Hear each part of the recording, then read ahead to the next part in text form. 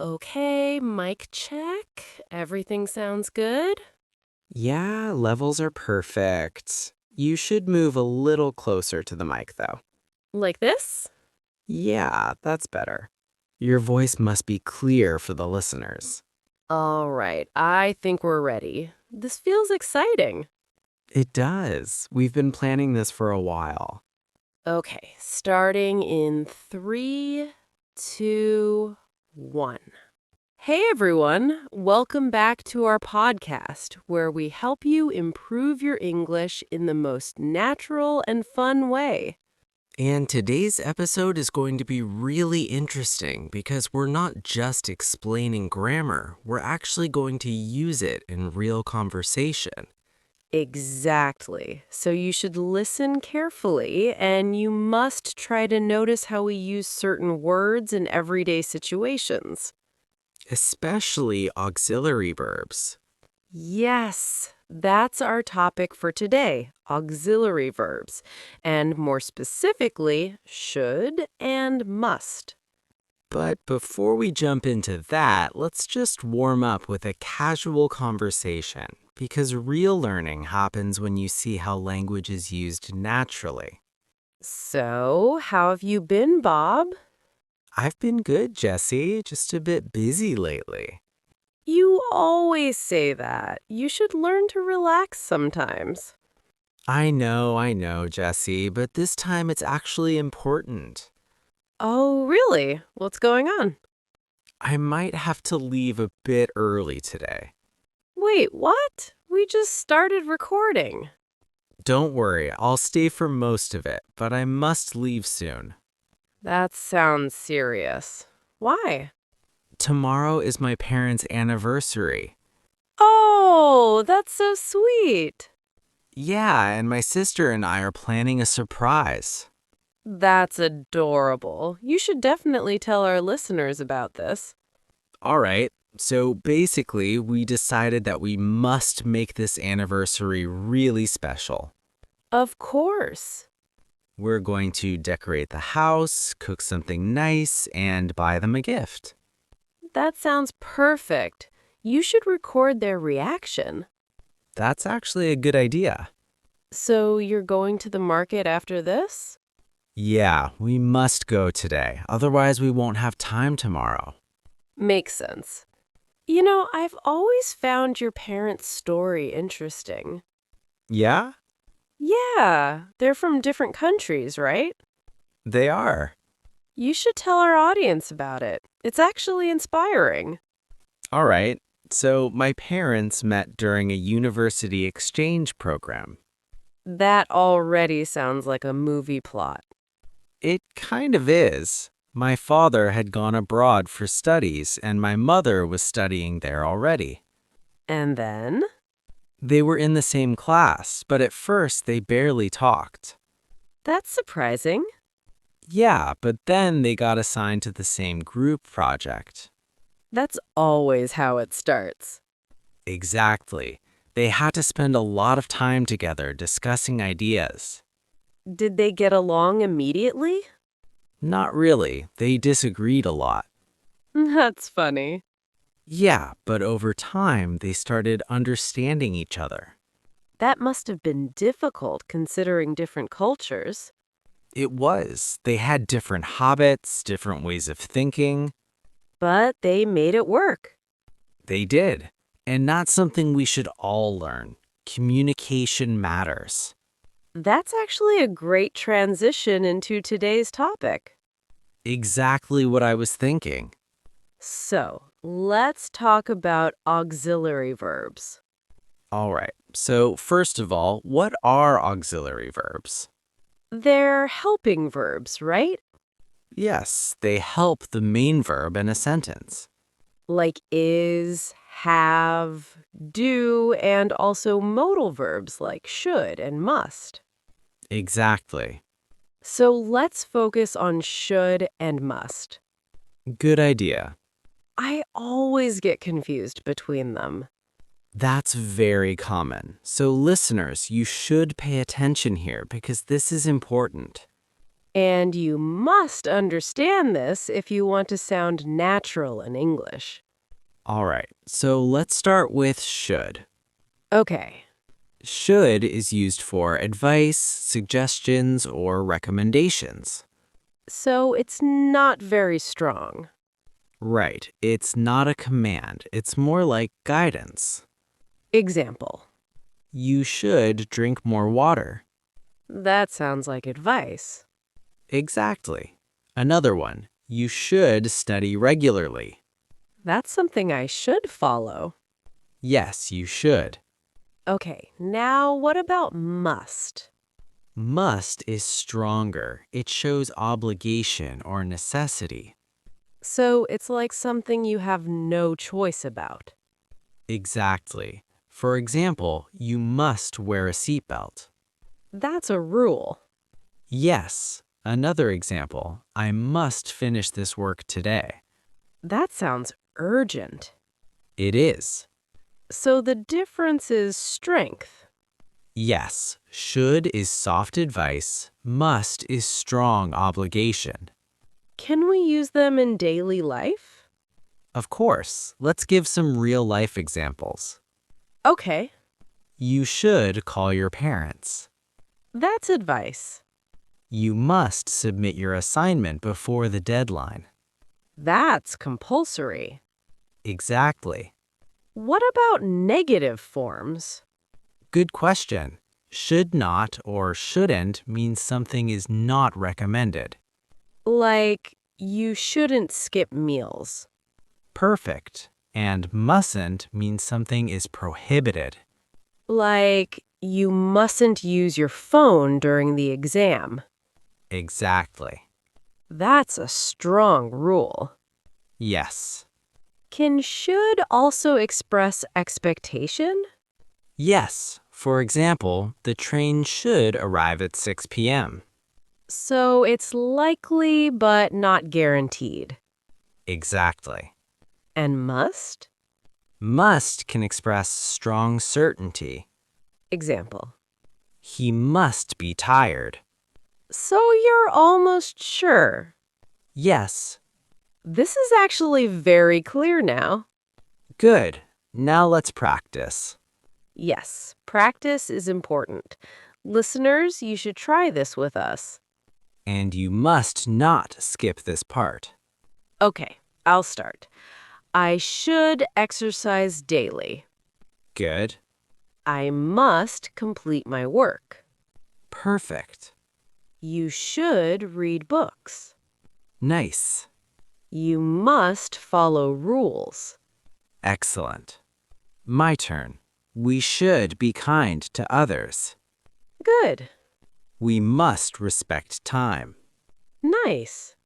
She should improve her skills. Okay.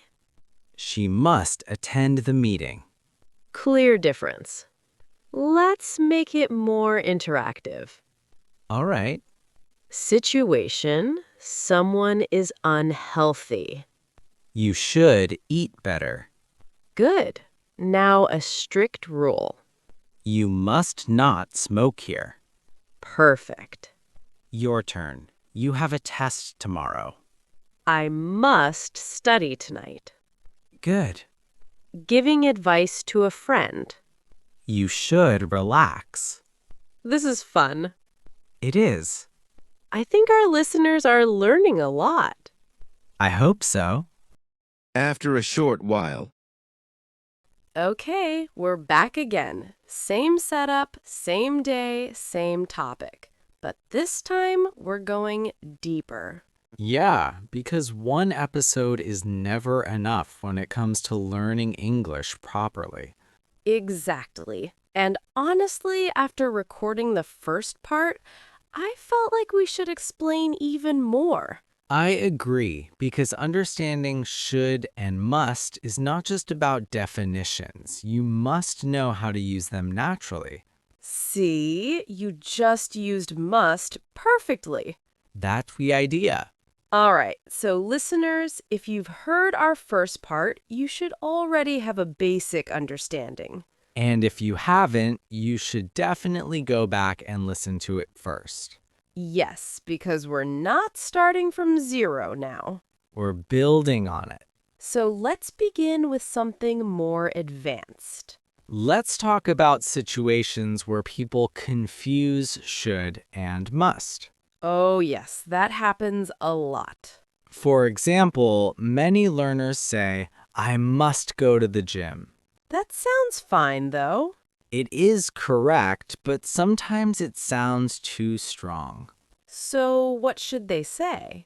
If it's just a personal goal or advice, I should go to the gym sounds more natural. So must feels like pressure? Exactly. It feels like an obligation, not a choice. That's actually very important. Yes, because in real conversations, tone matters. So if I say you must exercise, it sounds strict. Right, but if you say you should exercise, it sounds friendly. That's a big difference. It is. Okay, let's talk about emotional tone. Good idea. Because language is not just grammar, it's feeling. Exactly. Should often sounds caring. Like when you're giving advice to a friend. Yes, for example, you should take a break. That sounds gentle. Now compare it with you must take a break. That sounds serious, like something is wrong. Exactly. So the listener must understand context. Yes, context is everything. All right, let's try something interesting. What? Let's correct sentences. I like that.